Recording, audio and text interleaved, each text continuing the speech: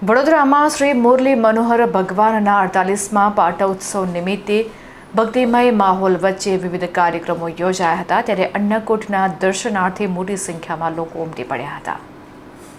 શહેરના રાજમહેલ રોડ પર કોઠી ફળિયા સ્થિત ઐતિહાસિક શ્રી કૃષ્ણ મંદિરમાં શ્રી મુરલી મનોહર ભગવાનના 48મા પાટોત્સવની ભવ્ય અને હર્ષોલ્લાસભેર ઉજવણી કરવામાં આવી હતી।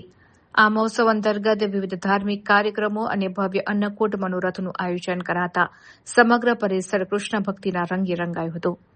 મંદિરના ઇતિહાસ મુજબ આ પવિત્ર સ્થળ અગાઉ ગંગા ભારતી મહારાજની મઢી તરીકે પ્રખ્યાત હતું, જ્યાં ત્યારબાદ મુરલી મનોહર કૃષ્ણ ભગવાન, હનુમાનજી અને ગણપતિજીની પ્રાણ પ્રતિષ્ઠા કરવામાં આવી હતી।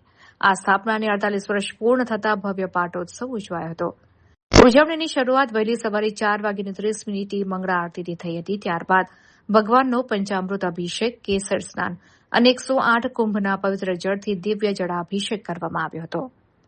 બપોરે 12 કલાકે મહાઆરતી અને અખંડ ધૂનની પૂર્ણાહુતિ સાથે ભક્તોએ દર્શનનો લાભો લીધો હતો। સાંજે 6 થી 9 કલાક દરમિયાન ભગવાન અને વિશેષ કૃષ્ણ શણગાર સજી વિવિધ વાનગીઓનો ભવ્ય અન્નકૂટ ધરાવવામાં આવ્યો હતો। આ દિવ્ય દર્શન માટે વડોદરા શહેર અને આસપાસના વિસ્તારોમાંથી મોટી સંખ્યામાં વૈષ્ણવો અને કૃષ્ણ ભક્તો ઉમટી પડ્યા હતા। રાત્રે 9 વાગ્યે મનોરથ આરતી સાથે આ આધ્યાત્મિક મહોત્સવની ભક્તિસભર પૂર્ણાહુતિ થઈ હતી। શ્રી વડોદરા કાછિયા પટેલ જ્ઞાતિ પંચ સમસ્ત સંચાલિત શ્રી કૃષ્ણ મંદિર કોઠી ફળિયામાં આવેલ શ્રી મુરલી મનોહર ભગવાનનો આજે 48મો પાઠ ઉત્સવ ખૂબ ભવ્ય રીતે ઉજવાઈ રહ્યો છે। તેમાં તારીખ 6 જૂન 2024થી તારીખ 19 જૂન 2026 સુધી વિવિધ મનોરથ તેમજ ભવ્ય અન્નકૂટનું આયોજન કરેલું।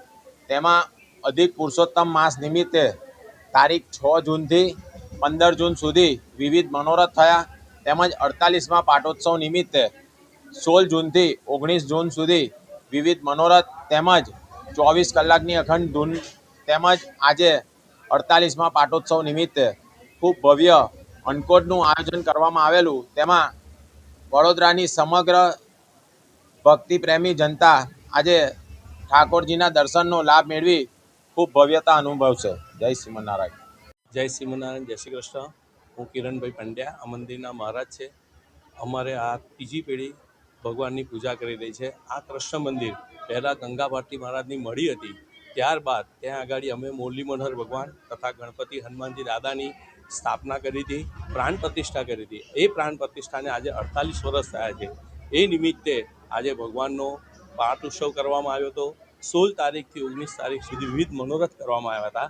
આજે ભગવાનનું ભવ્ય અન્નકૂટના દર્શન થઈ રહ્યા છે અને આ મંદિરની પ્રસન્નતા એ છે કે આ મંદિરની અંદર ગંગા ભારતી મહારાજ નિમિત્તે તમે કંઈ બી શ્રીફળ માનો તો તમારી બધી મનોકામનાઓ પરિપૂર્ણ થાય છે।